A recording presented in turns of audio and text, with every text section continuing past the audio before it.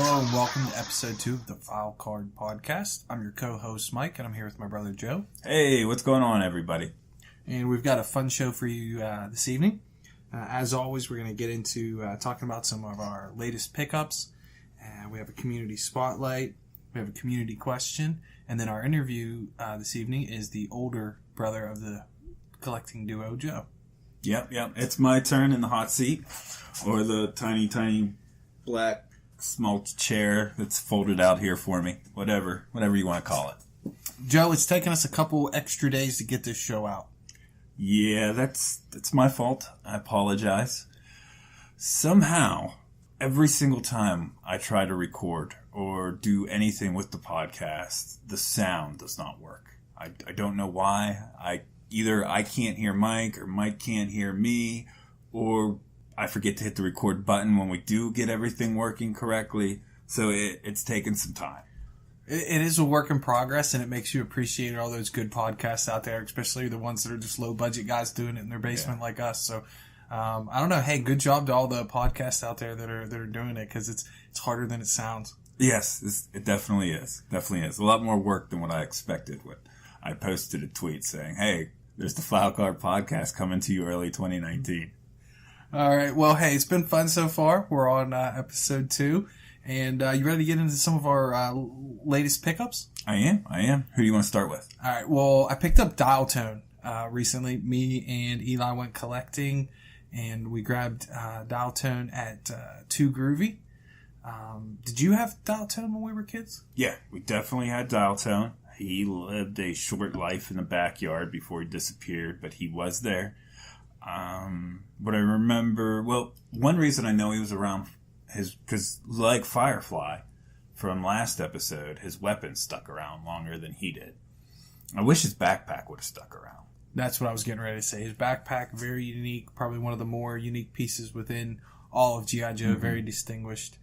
And, it was gone very very soon. So, did like him as a kid. I don't know if I fully understood, the idea about him being a telecommunications expert. But a lot of fun battles and a good character on the TV show. Yeah, definitely. And our dad was and is still a telephone installer. Or I guess that wouldn't be his technical name now, but that's what we knew him as back in the day. In the 80s, it was referred to as a telephone installer. So with the name dial tone, I always kind of thought of Dad a little bit when I thought about him. Yeah, they even kind of had matching mustaches. Very, very similar mustaches. There's no question. I would have loved to seen Dad in a beret, though. Yes. So the figure I picked up had really tight joints, no scuff marks on the paint, came complete with the accessories, didn't get a file card. But what was great is the guy working at Two Groovies, who owns the shop, he was nice enough to change the O-ring for me. Awesome. Yeah, right when I bought him. And he did a real nice job putting him back together. He was tight, so... I was excited. And he even has like a little patch on his shoulder that's a little maybe troop insignia or something like that. It's all intact. So overall, really happy with the figure. And Too Groovy is just a fun shop and run by a great guy with good conversation. Yeah, I always enjoy my trips down there. Now, one of the things about the character, I think I shouldn't say the character so much, but the figure is all the silver that's all over him, the patches of silver they have for different kind of what seem to be communication devices.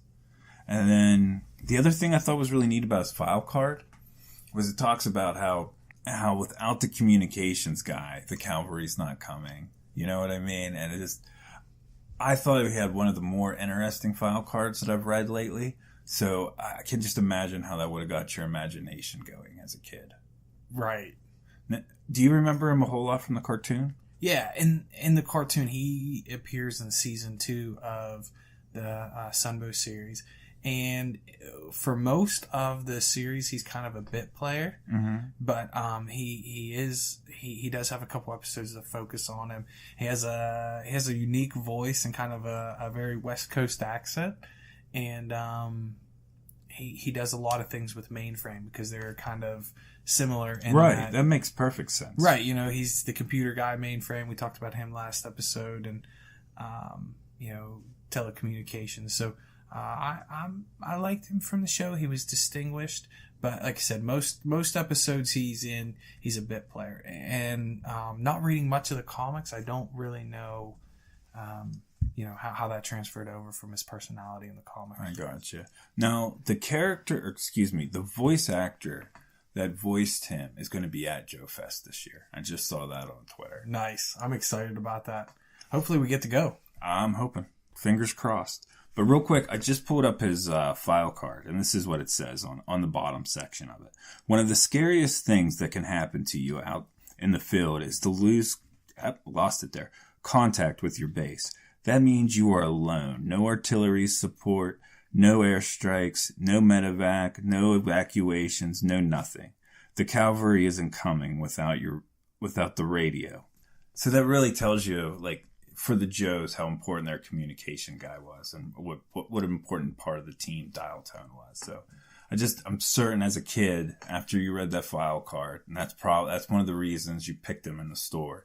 That's what you were playing with in the backyard. Absolutely. Yeah, absolutely. And when you talk about, as a figure and kind of those imaginative battles we had, the telecommunications officer doesn't strike you like Snake Eyes, the, commando. Right. But then you read that and you're like, yeah, no, he's awesome. You got to have him, right? Because, Wild Bill can't come in the Dragonfly unless he's there to save the day. So, very, very cool figure. Awesome, file cards as always to kind of, make every member of the Joe team as important as the next. Yours patch, the paint on it's wonderful. I mean, it was a great pickup there, but I'm just having a hard time making out what it is. Hey, if you guys out there are listening and you have a clear picture of the patch, or you know about what the patch is used for, or anything like that, or symbolizes, please hit us up on Twitter and let us know. All right, Joe, you have two guys for us. You had two good finds, so why don't you tell us who you got? All right. The first one I got here is 1989 version 2 Rock and Roll. To me, this might be the figure with the best accessories and the whole line. I think he's cool for multiple reasons, but his accessories are hands down. I just don't know what else you could ask for. I mean, a character that has 2 Gatling guns, and then they have the ammunition belts with it. And then the coolest rifle or almost like a throwaway piece, but it's not because of what it is, the rifle that connects to the leg. Oh, I wish, I know it's tough for you guys out there, but if you remember it, or it's tough because it's a podcast, not a radio, or not a YouTube show, so you can't see it, but he has what would you call that? Like a carbine, lever action. Yes, a lever action rifle is what he has. And it has the large lever action like the rifleman did. Right. So, yeah, and it's such a great piece. And it's one of those ones where it actually attaches to his side, and he already comes with great accessories, but I feel like this is the one you want to display him with, or at least I do. Just because growing up, we watched the Rifleman with Dad all the time. So I just absolutely, absolutely love this gun. I don't think this is the first time I've ever seen that gun in person.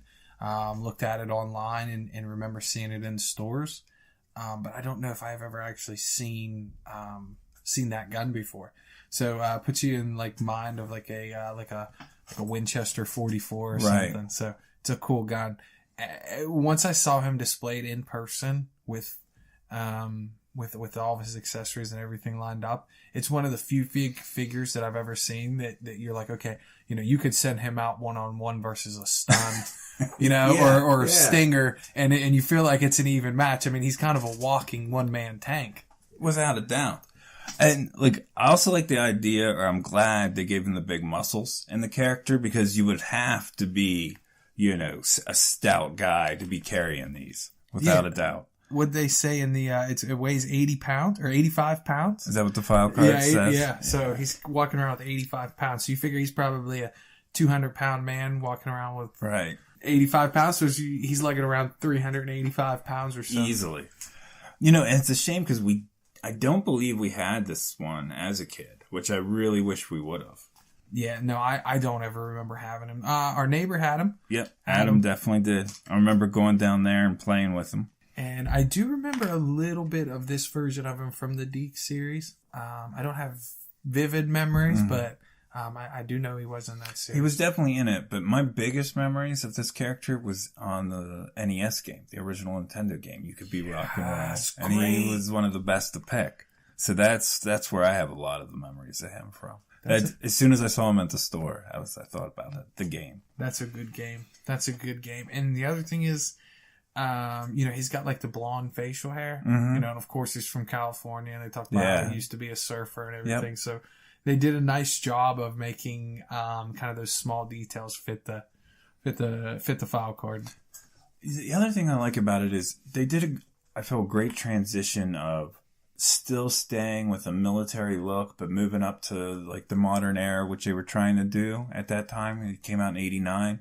So, I mean, he's still got the subdued colors. He still looks like a soldier, but then he's got these wild weapons, but somehow still look military-esque. I mean, I think it's a great, great figure. Yeah, I'm with you. I know that's kind of the criticism of some of those later figures is those when they start to get those fluorescent colors, but they nailed it with him. They did a great job.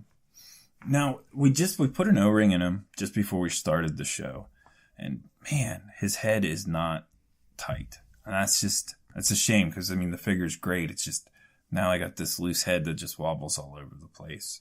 So another question to you guys, if you know a fix for that, hit us up on Twitter, let us know. We definitely, any advice you guys got, we're happy to hear. And that's kind of a common problem that you and I have experienced, is we put the new O-rings in, we're able to get their torsos sealed up, joints, everything looks good, but the heads continue to be loose. And our friend down at Too Groovy, he changed dial tones and his head's not loose. Right. So I feel like it's a rookie problem, right? Like we're just doing something wrong. So. It must be, because otherwise, you're looking at like almost a near mint character. Yeah, it's a good piece. And I got him in Dayton, Ohio at Mike's Collectibles.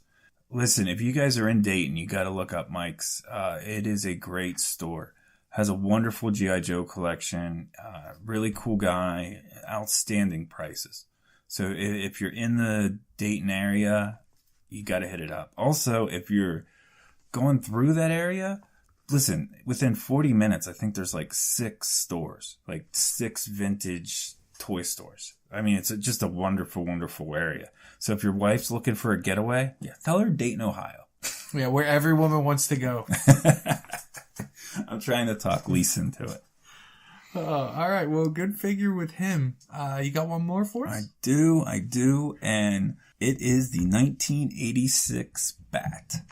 Now, this character or figure I had wanted basically my entire life. And since the first time I saw it on the show as a kid, I mean, I wanted the Bat. And it was still by the time I started buying, because we weren't collecting. We were just buying toys. But they weren't around. So, I mean, it was just never an option. I think the first Bat that we ever came across would have been in like 93 or something when they did the neon one, right? Yeah, and it's not, in my opinion, not really even close to the original. Yeah, that mold is, I don't know. I mean, it just never did it for us, or at least for me. I keep speaking for you. I don't know. Do that. I'm with you. I would say right now, this is probably the best figure in either of our collection as far as condition and just in totality. I mean, he looks just like you took him out of the package. There's absolutely nothing wrong with him. I don't believe there is, and it's a blessing and a curse. So just to backtrack a little bit on it, I got him off eBay. I got him 2 days before Christmas. So it's like a Christmas present to myself, basically. It's what I got myself for Christmas. And I paid a little bit more on eBay. Well, I did. I mean, I paid eBay prices, which, I mean, to win the auction is usually a little bit higher, and it's more than I want to spend on one. But, I mean, I wanted a Bat, and I just decided that this was the one. I mean, I zoomed in on my phone. I pulled it up on the computer, double zoomed in. I was like, okay, this is the one. And I set a price in my head, and it went for even less than what that price was that I was willing to pay for it. And when it came in, well, shipping, because it was before Christmas, the shipping took a little longer. You know what I mean? It was a couple of days before the seller got it out in the mail, and I get that. It's the holiday. So waited a little bit longer than usual, and then I had another package coming that day too. And I was following both of them. I was like, okay, the one was delivered. So I went down to the mailbox. It was there. And then the other one said out for delivery. They both said out for delivery when I first checked them. I was off work that day. So I went down. It's not, the first package was there, but that one wasn't. The bat wasn't there. And I called you and I'm like, I think it got lost in the mail. I mean, it said it was out for delivery. Only one of the packages showed up. You know, I'm like freaking out about it. And it wasn't the money. It was like, am I really going to get another bat in this condition? Is what I was thinking, you know? And so then, you know, 5, 6 o'clock comes around and they did a second mail delivery, which they never do in my area, but I guess they were backed up from the holidays. So that's why they did it. So, but it was a whole day of just being stressed out over the bat. I felt relief for you when I finally found out he came. When I see a piece like this and a guy like this, I assume that it spent a lot of life in a package, right? Yeah. Because you just got to assume that maybe someone in the early 2000s, maybe even 2 years ago, who knows, bought one of these and then opened them up, because there's almost no way to think that this thing came out in 86 and right. lay loose that long. Well, I bought this one. It was out of a large collection that was being sold off. So I really think the person who bought this bought it sealed, and then they opened it up, and then now it just got sold. Like, they didn't ever plan on selling it. You know what I mean? Right. So they weren't worried about the value. And I was the one that was lucky and got it. Like, when I won this, I was at my sister-in-law's. Like, it set a special alarm, like, and it went off during breakfast that morning. And I sneak out in the other room, and I'm going through, I'm watching and I'm bidding, and my wife's asking what's going on. And then I just start dancing because I won. And if you know me, I'm not one for dancing. And I break out in a jig, you know, in my in-laws' house. So I was pumped. I was really, really excited to get this one. And then, like, when it did show up, it did not disappoint.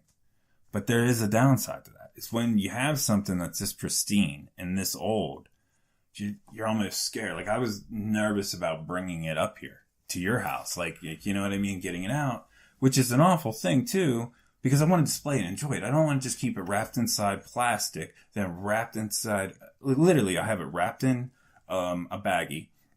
That is in the clamshells, which is in a giant Tupperware box. And that's not how I want to display it. I want to have this stuff so I can enjoy it. But I'm worried about it. So then I don't. So then I have this thing that I love, but I don't see. It just doesn't make any sense. So, you know, I got to get a nice collector's display case and be able to put it in that to solve that issue. So I guess I'm just nuts too. The other problem is he's got these wonderful attachments, right? And I want to take them on and put them off. Like the arms, like the claw arm as a kid, that was the coolest thing in the world.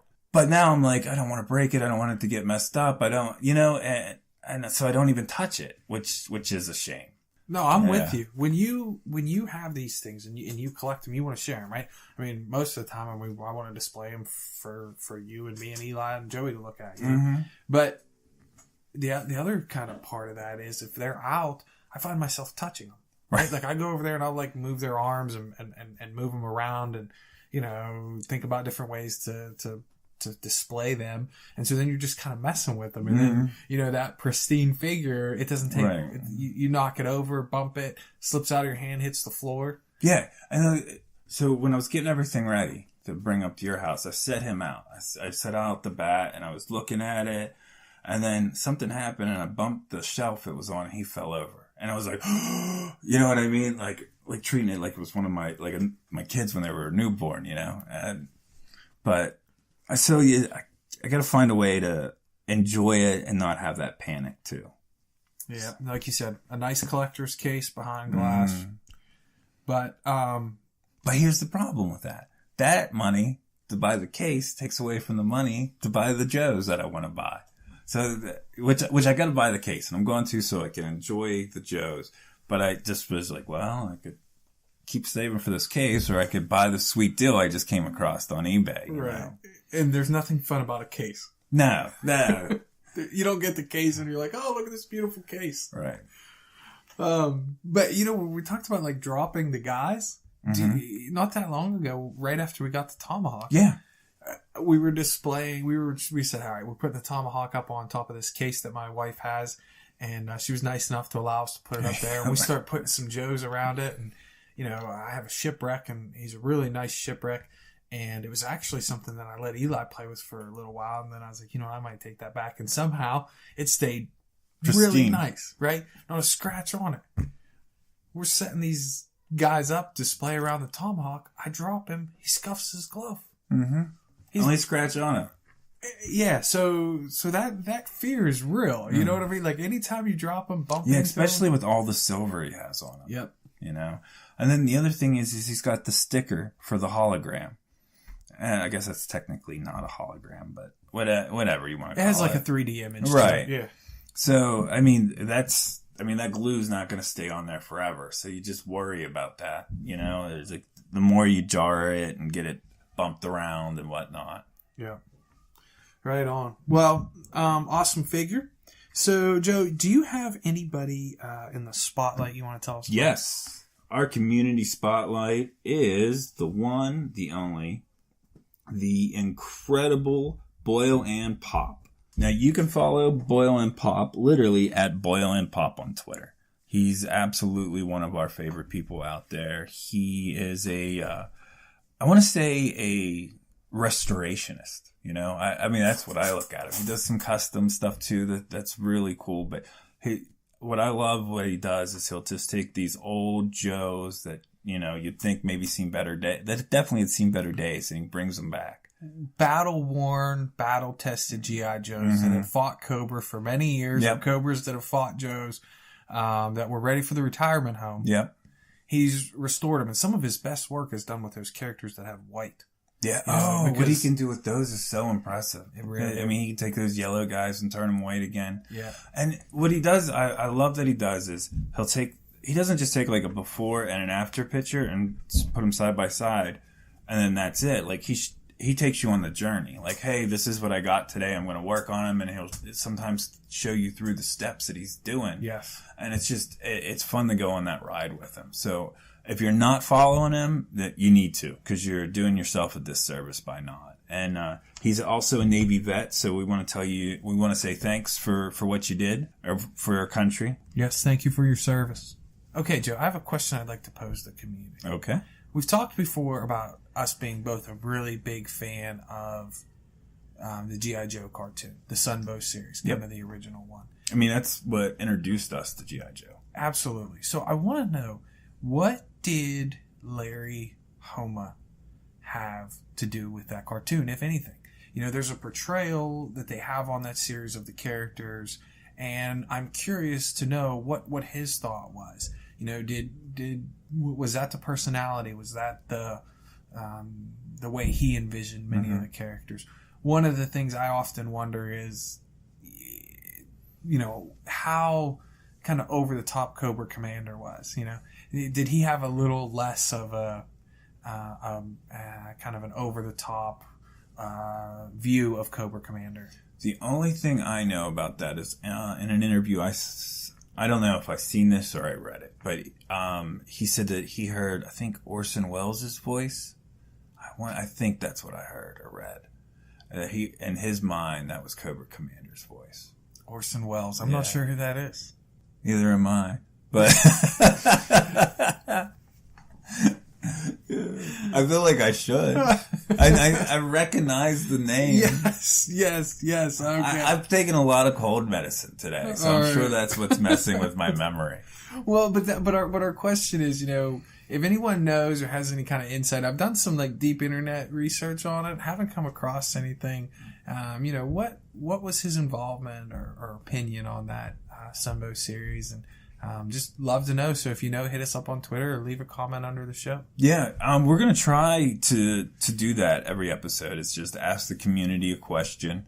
And then, if you have the answer, let us know. We would appreciate it. Because like we said before, a lot of the reason we're doing this show is just to reach out and to get to know people and find out some of the answers to the questions that we've had for all these years. Okay, so Joe, are you ready for your big interview? I am. All right, well, without further ado, let's get started. Let's do it. All right, so Joe, we'll start off with something easy. What's your earliest memory of G.I. Joe? I kind of have two, and a lot of my answers tonight are probably going to be like that, broken into two parts. for my first memory of G.I. Joe, I didn't realize was G.I. Joe. And that is when our grandma gave me the Mo-Bat. It was just an army tank to me. You know, I remember that. And I mean, I think that came out in 82, 83, right? Yeah. So I don't so know. You probably picked it up in 84. Yeah. I mean, if I would have remembered it, 84, 85, she gave it to me. And I don't remember it being in the box, but I remember it giving me this beautiful green tank, and that was awesome. And then my next memory is the TV.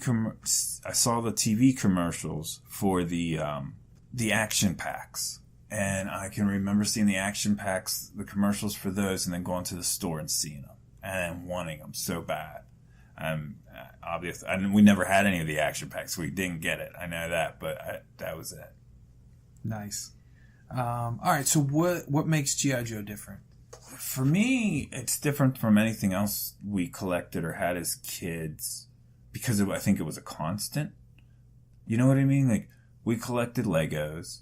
We definitely had the X-Men stuff. What else? I mean, there was always a little bit of whatever was out. You know what I mean? Maybe some Batman. I remember having some Batman toys. I mean, but G.I. Joe, we just always had that. Like, from when I started buying toys to when I stopped buying toys, it was G.I. Joe. So, I mean, I think it being such a constant. And I mean, it was part of every birthday. It was part of every Christmas. You know what I mean? And there's just not... I mean, it's just as much as my childhood as anything else, you know? Right. And something we always say is we didn't quit G.I. Joe. G.I. Joe quit us. Absolutely. Like, if you start looking at some of that later stuff, and I know a lot of collectors feel the same way, like, yeah, if G.I. Joe would have stayed on their true to military. Up to the 93, 94, it was just hard. Yep, absolutely. All right, so I know this is a question you're very passionate about. Is Storm Shadow a G.I. Joe or a Cobra? Yeah, Storm Shadow is a G.I. Joe. In 1988, I got Storm Shadow, okay? And he was a G.I. Joe. So every memory, every mission that my Storm Shadow ever went on, he went on as a G.I. Joe. So in my mind, he is. He made that turn, and he never turned back. Okay, well, I mean, I think there's a lot of people out there that disagree with you. And that's okay. But my Storm Shadow, the one I had that had melted feet, and I think we painted him at one point too, was always a G.I. Joe. Favorite sub-team? Sky Patrol. The Sky Patrol and then Slaughter's Marauders, but I love both of them, but I would definitely say Sky Patrol. Who'd you have, Sky Patrol wise? Airborne, I think we had all of them by the end of the run. Mm-hmm. But Airborne was my guy, hands down. I remember wanting him, and I remember getting him, I remember opening him. Yeah. But there was nobody like him at that point. No, he had a very unique, silver body. Yeah, and that great camo. I mean, there was nothing like that before. And with that silver, I hated the giant weapons as a kid. I didn't like him, but for some reason, his giant rifle, I enjoyed that. And then his goggles had that red in them, so I assumed there was some computer vision in there that he used. So I was a big fan of that character. I remember that was a Christmas present, right? I remember it. All right, Joe, what is your holy grail figure and vehicle? The figure, hands down, is Steel Brigade. I wanted Steel Brigade from the moment I saw that pamphlet. I used to take that pamphlet and sneak it into my books at school and look at it and write down and what his name was going to be and circle and underline, what I wanted him to be, what special characteristics and traits and schools he went to. Never had him, though. And I wanted him for years. I don't know why we never got him. I feel like if we would have just went to mom and dad and said, this is what I really want, they would have, made sure we got it. But I don't know. It's funny you bring that up because we never asked for any of the Melloways. We got all these Joes, mom, dad, aunts, uncles, grandmas. Always made sure we got all these Joes. We never asked for the Melloways. We had all these brochures. I have no idea what was wrong with us. I remember wanting all of them. I don't know why we just didn't go and say, hey, how do we get this? Right. We just thought they were going to show up in the mail one day. I don't know what. So a lot of people would go back in time and like fix mistakes. Yeah. I think that's one of the places I'd go. I'd be like, hey kid, you're going to want to get these melons. Just ask them. They'll get it for you. Yeah. What about vehicle? Vehicle, I think this changes for me a lot. But I think maybe it's the Sky Raven. Night Raven. Night Raven, yeah. I think it's the Night Raven. As a kid, I always thought that was a cool vehicle. I can remember seeing it at Hills as a kid, and it was like at the medium shelf, like aisle area. But, you know, I was way down here, so it seemed like it was all the way at the top. And but I also remember knowing, like, that wasn't one I could just get. You know, like, that was going to have to be like Christmas or, you know, basically a Christmas present to get that. Right. So it never quite made it into the, you know, to our house. But yeah, that's definitely what I'm going to get. All right. This next question I'm going to ask you, but I have to go back because last week you asked me one of these same questions and it was, what is your favorite toy line? I gave some convoluted answer that was wrong. For the record, mine is 86, hands down. So that's Dial Tones, Arana, all of those. I just had to clear that up. Okay. It's been bothering me. All right, but look, since we're on last show, something that's been bothering me too is I said that Gunho's version 2 Gunho's sword we weren't able to use. It wasn't his sword that we weren't able to use. It was Destro's. Yes. That was it. Right. Yep. Yeah, I remembered that too. I remembered that too. Funny that we both realized that. Okay, so we're talking about that. You know, what's the favorite toy line? So what's your 1990, year? Hands down 1990. And I've got the version 3 collector guide for Christmas, so I've went over it. Well, I go over it almost every day because I'm crazy. But you know, but definitely. I figured it was around 90 was my favorite year, but after like looking through that book, like, and just the memories of each one of those characters that came out that year, definitely 1990 was definitely the best for me. Nice. Good year. It's a good year. All right. So as a collector now, Joe, what's your strategy? Do you have a strategy? Well, it's changing because I used to be shopping for everything a little bit and just looking for the best deal on eBay. And I think I'm really going to stand down from eBay. And I'm just going to save up and go to a couple, like once a month or every 6 weeks, whenever I can find a show and go to that. Like, next month there's 2 I want to hit up. There's Toy Palooza in Pittsburgh. I think that's March 24th. And then March 17th is, the Columbus Toy Show in Columbus, Ohio. So, definitely want to hit those up. And my daughter has her state gymnastics meet the weekend of the Columbus show, so it just depends on what day she competes on. It depends on whether or not I'll make that show. And if I don't get to make that one, then we'll hit up the Toy Palooza in Pittsburgh. Nice. The shows are fun. Yeah, and it's just, I feel like it's the experience of going to the show and not knowing what you're going to see, and then, you know, just run into, you know, maybe better deals. Like right now, I think we're going to talk about this next show, but restoration and building the vehicles and stuff, it's really something I want to do. And I feel like the shows is where you're going to be able to get your best stuff for that. Right. Yeah. Look through those parts bins. Mm-hmm. So, you know, you're collecting now as an adult. You know, we both are. Is there any characters that you think to yourself, man, I'd like to have that now? But when you were a kid, you're like, yeah, not interested. This was easy question for me. I remember seeing Recondo as a kid and just not being interested in him. And then as a collector, he's one of my favorite ones in my collection. He really, really is. The amount of detail that went into that sculpt, if every character had that, they would have never quit making them. And the paint job they did with that, it's just perfect. And then his gun and his backpack are so detailed, and it's just for him. I think he's one of the best they've ever done. And the fact that I just blew past him when I was a kid, I'll never understand why.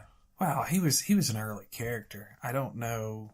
I mean, our only exposure to him would have been as a comic book character, as a cartoon character. Yeah. I never remember running across him at a yard sale or anything. And or I think a friend having him. Briefly in the Sunbow series, right? Yeah, there's a couple. But he's just like there. I don't think he had any major parts. Nah, he's a bit player for sure. As a kid, did you have any characters that was your favorite? Like who was your guy? Who was Joe? Well, it changed every year because, from probably like 87 to 91, it changed every year. But there's two that I have that that were the best. And that was the 88 Storm Shadow and Big Ben. And there were some characters in between there, but those are the two. Those are two I don't own right now. And the reason I don't own them is I don't want to buy them on eBay. This just sounds weird, but like there's something impersonal about buying them online. And I want it to be like, I want to pick it up. I want it to make sure like this is the one that I want. Like this is the condition that I'll be happy with. You know what I mean? So yeah, those two are definitely the two that are my favorite ones. And two I look forward to adding. It's just going to be the right place at the right time when I get them. Right on. So you keep talking about Joes. So was that who you were when you were a kid? I was always the Joes. I was never the Cobras. Do you ever remember me did we ever switch and be like, I'll be the Joes, you be the Cobras today? No, the only thing we would do every once in a while was we'd push everybody in the middle and say, pick your guys. Yeah. You know what I mean? So we do some like a mixed, royale. Yeah, but no, you never took the hammerhead and gave me the general. That did not happen. That would make no sense. Why would I ever do that to myself? Right. All right. So now that you're back into collecting, what's your favorite part? The hunt and what we do together. You know what I mean? It's me and you and our sons, and we're, just going to all these different strange little stores or antique malls or flea markets. It's just the camaraderie that we do it together, and the hunt of never knowing what we're going to see or what we're going to find. That's my favorite part. Yes, and I don't have a lot of advice to give any G.I. Joe collector except find a partner. Yes. Oh. You know what I mean? Like, I couldn't really tell you, like, much about them. I don't have much expertise. I couldn't grade the condition of one, but just find a partner, right? Yep. Find somebody, get somebody in the community, collect with somebody, and you'll enjoy it. Well, that's the one thing that we're doing that's probably, we're lucky because we're brothers, right? Is we're just building a collection like we're kids again. It's not so much like I feel like you picked up Dial 10, so I don't need to pick up Dial 10. You know what I mean? Maybe in years to come we'll want our own, I'm sure, of everything. But right now we're just having fun piecemealing it together. Yeah. You know what I mean? Absolutely. So what about conventions? Have you been to one yet? No. Never been to one. And me and you, for years, we've been saying, at least since 2004 when I found out there were G.I. Joe conventions and I called you up and told you about it, we're like, well, we're going to go to one. Like, this is on our bucket list. You know, and then now that JoeCon's gone, like we talked last year, we weren't actively collecting. I mean, I know you never stopped, but I wasn't actively purchasing them right at that time. But we said, hey, it's over. Like, this is the last one. It's in Chattanooga. Are we going to go? And we couldn't figure out how to do it, even though we wanted to. Because, you lived down there for a long time. I got to visit you down there. It's a beautiful, beautiful area. Yes. And we thought it was done. We thought you would never get to go to another G.I. Joe convention. Like, we missed this bucket list. But now JoeFest is happening. The guys over at the Viper Pit just had Ed on, and was talking about that show. So I really think that's what's going to replace JoeCon is JoeFest. And so it's still, the dream's still alive. We still might get to do it. I hope so. And they have some great information about JoeFest, so if you haven't listened yet, check it out. Definitely. And I want to say thanks to those guys. They've been super supportive ever since we put out a tweet saying that we were going to make a show, So, yeah, hey, thank you very much, guys. Yeah, thank you. Thanks for welcoming us to the community. Play sets. We've talked about the General a little bit. What else did you have? The General and the Mobile Command Center. So, those were... when we were growing up, those were the two that were out, and we had both, got both of them for Christmas presents. Ton of memories with both. They were just staples in our play. Yeah, both really good sets. Yeah. And we just dug both of them out of Mom and Dad's attic. The Mobile Command Center, it's seen better days. I don't think we're going to be able to do much with that one. But the General's coming back. Yeah, you could do something with the Mobile Command Center. I just don't think it would be worth it. You know what I mean? Like, the condition is most clips and stuff could be used, but just, I mean, we had a lot of battles. You know? Cobra invaded and retreated many times. You know what I mean? They did a lot of damage. So I mean, we got that in '88, I believe. So I mean, we were real young. Yeah, and we had a ton of fun with it. It just, you know, it's hitting the retirement home, and that's all right, you know. But I think the General, I think we got some life there. Yeah, that'll be fun to put back together. Mm-hmm. We might end up needing a new electronic. Yeah, if you can even find one of those out there. You know, you never know what you're going to find at the next show. No, but it was kind of neat because we accidentally hit the spring on the mortar. Yes, and it flew. It still worked. It was in there. Yes, it was cool. Yep. So it'll be fun putting that back together. So were you a comic, a cartoon kid, or both? You know, we were always the cartoon, and we didn't get introduced into the comic till much, much later. Till, I don't know, 91, 92. But back when we weren't comic book, we didn't have like a comic book store. It was just a little grocery store down the street. Sometimes would have a G.I. Joe comic, sometimes it wouldn't. You never knew. It wasn't never in order or anything like that. And you just kind of got what you got. Yeah. And I remember Ninja Force being one of those first things. Yeah, Ninja Force was our first.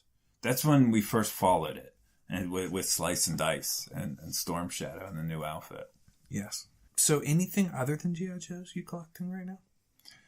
Actively, no. I was a huge Lego collector and fan. You know, I think I collected G.I. Joe real heavily in the early 2000s. And then once it started, once we had the kids and stuff, that you just don't have time for a whole lot of collecting. And then as the kids got older, really got into Legos with them, and so collected that with them, and that was a lot of fun. And they've kind of lost interest in Legos, so then, you know, I've been able to get back to the Joes. I think Joes are more fun to collect anyway. I agree. So one of the big debates out there within, you know, G.I. Joe fandom is Destro or Cobra Commander? Destro. Who's a better... Destro. Really? Yes. Because I always felt like growing up, if Destro just got rid of Cobra Commander, Cobra's going to take over. You know what I mean? Like, they were right there. They just needed somebody else steering that ship, and they were going to be all right. Yeah, so especially like the Deke series. I mean, Cobra Commander was not on point. He was not the guy you wanted in charge. No, it's surprising he could put that battle armor on. Oh, yeah. That's a terrible rendition of the man.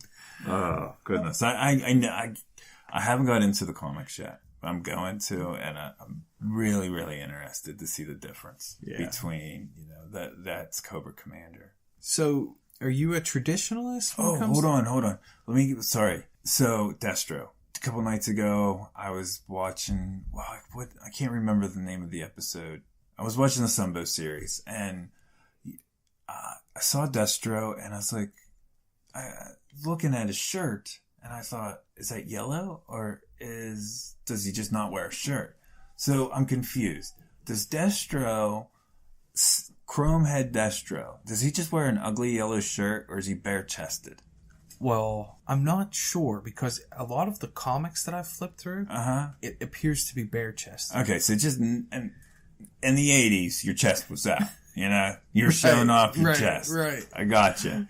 So, because in the cart, I seen something. Maybe, I'm not sure. Maybe it was a comic, but something, I was confused. It's like, is he bare-chested or does he wear a yellow shirt? Right. You know, I think maybe I was looking at his figure and I was watching the show, and then that's where it was like, there's a big difference here. So what's going on? Right. So, okay. But now I'm really confused. Because it's kind of got like on his neck, it's like bolted down, it looks like. I don't know. I don't know. This is why we got to start reading the comic, because I feel like there's going to be some answers in there for me. Well, so I'm coming up on an episode where on the Sunbow series, it kind of talks about Destro's mask. Okay. And I've watched it before. I know I have. I'm familiar with it because there's something with like Lady J and going back through like her like lineage. Okay. I know last show I said I want to watch them in order, but I'm not. You just got to send me that, not what episode number that is. And I got to watch that because this has been bothering me for like 3 days. hopefully it has answers in it. Or if somebody knows the issue that'll answer this question, send us that too, and I'll buy that issue. I have to know this. It's a burning question. Yeah. This is what keeps me up at night. So are you a traditionalist or do you like the O-ring? I'm strictly an O-ring guy, and I think some of the modern G.I. Joes are awesome. Like, they've done a great job with some of them. But for me, it's just O-rings that I want to collect. And the rest just seem like toys to me. You know what I mean? Yeah. But there's something special about G.I. Joes. And I think that goes back to our childhood because they were such a staple of us growing up. Like, I didn't mention this earlier, but I collected the Black Series, the Star Wars Black Series. And I got really, really into that. And I got, I'd say about 80% of the collection. And I looked at them one day and I was like, you know what? This is just stuff. Like, I don't have any emotional attachment to this. It's just taking up space. It doesn't make me happy really having this. What made me happy was hunting it down. I really enjoyed that.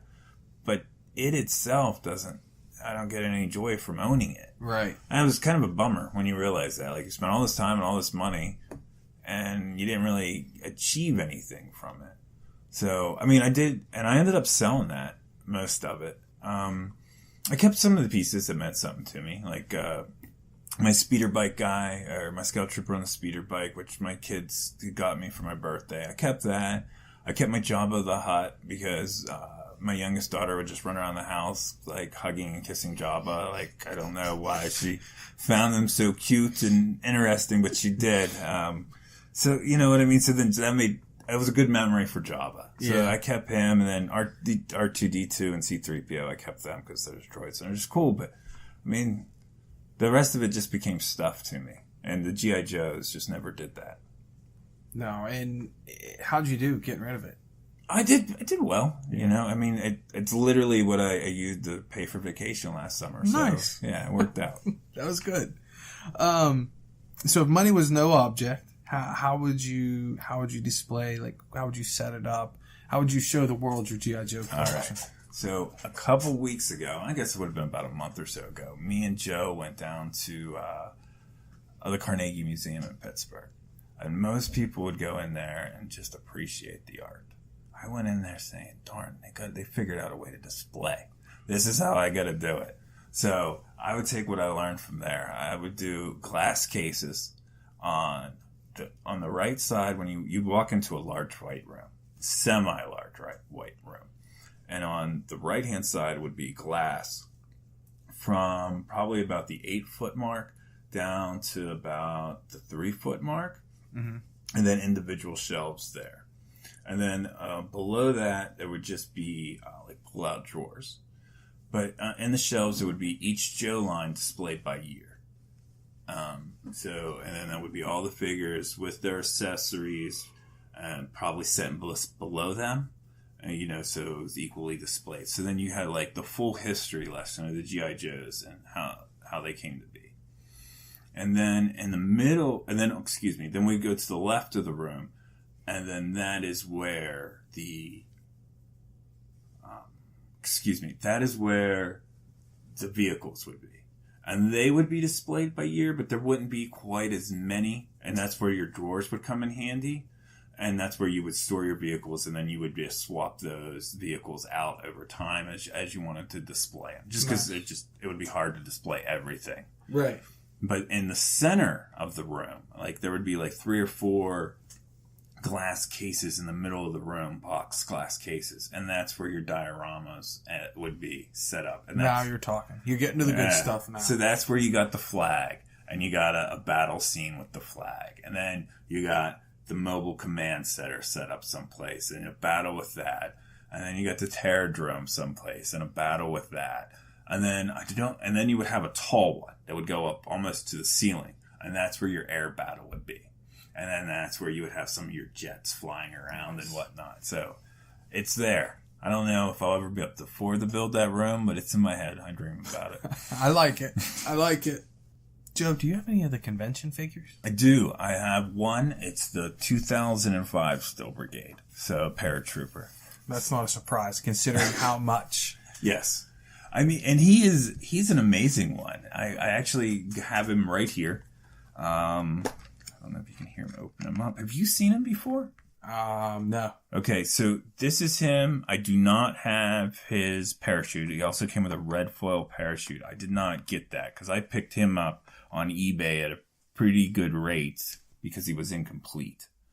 But yeah, he's just an awesome figure. And he's pretty much all but the head, I believe, is the head and the arms, I think. But the head and the arms, he's a recast of the 92 Duke. The red camo Duke, which was one of my favorite action figures of all time. The body looked familiar. Yeah, that's it. So, I was just had the immediate appeal to that.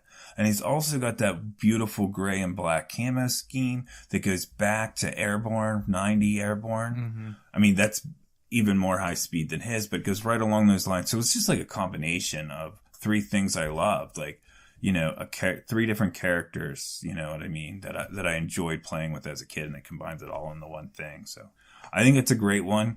I would love to army build it. I'd love to have like 6 of them, but for the price they go for, I think I'll just have the one for right now. Yeah, that's kind of my thing on the convention guys too. Is I mean, it just really eats into the collecting budget, right? And now it's like the 06, they did the Slaughter's Marauders, and they're wonderful. I mean, they're wonderful. It just comes down to price tag. I mean, no matter who you are, you got a budget of something. You know what I mean? And it's just what your budget can afford and where you are, whether you're collecting, you know, like, oh, you know, if you're early in your days, then you want to fill it up with a bunch of stuff. If you're later in your days, you can hold off and wait to save up to, you know, other things. Absolutely. But there's also that fear of being left out of if you don't get it soon, or even be less on the market, or you don't know, but you feel that way. So you need to get it sooner.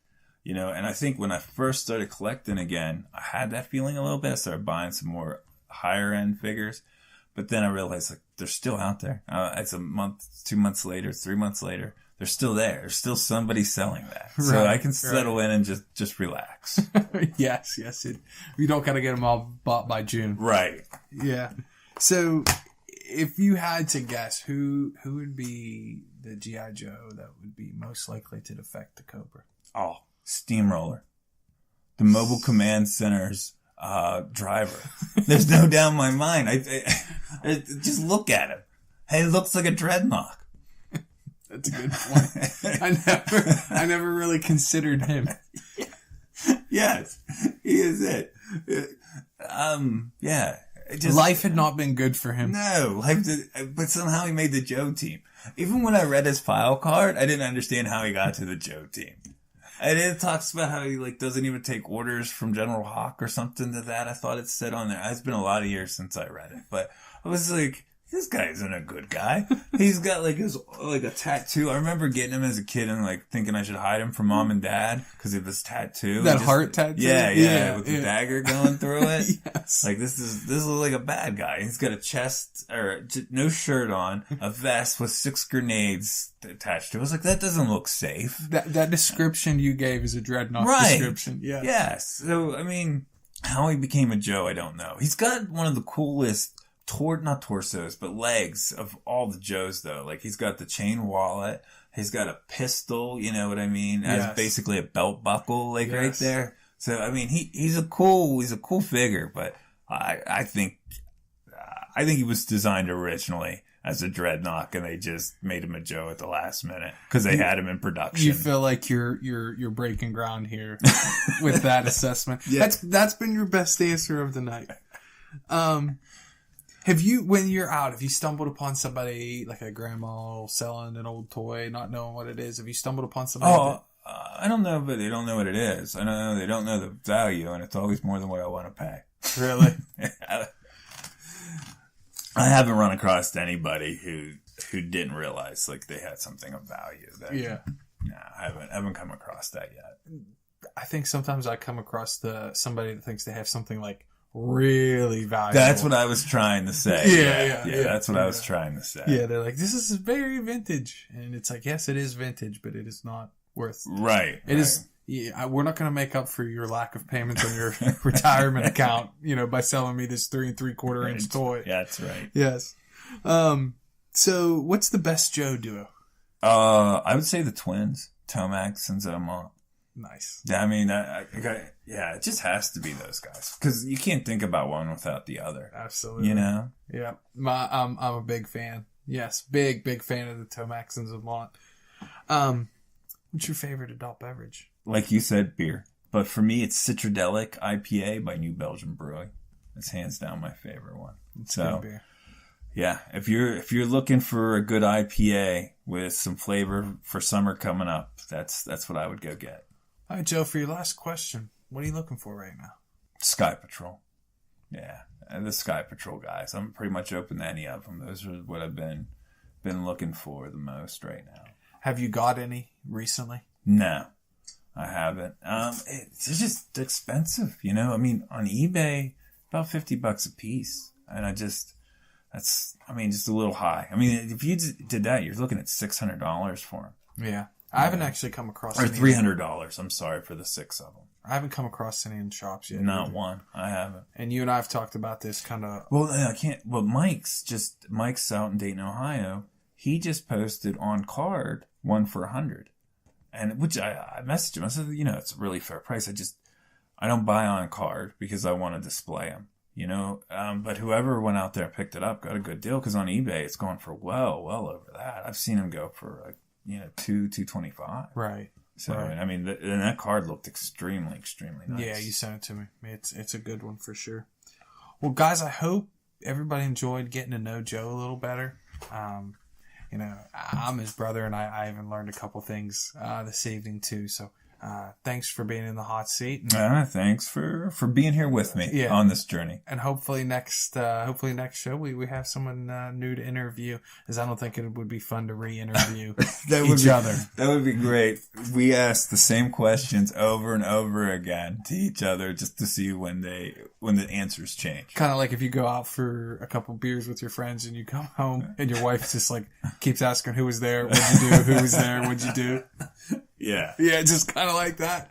All right. Hey, but before we get out of here, I just want to remind everybody that JoeMotion82 Byron from the YouTube channel has a GoFundMe right now for his trip to JoeFest. So if you got a couple extra bucks at the end of the month, it would be great if you guys could help him out. Yeah, good cause. Let's get him there. Yep. Hey, thanks everybody for joining us. We had a good show, a lot of fun. And get out there to your local toy shops, collect the Joes, and we'll see everyone next time. Yep. Hey, and send us some pictures on Twitter, guys. Thanks. Take care. Take care.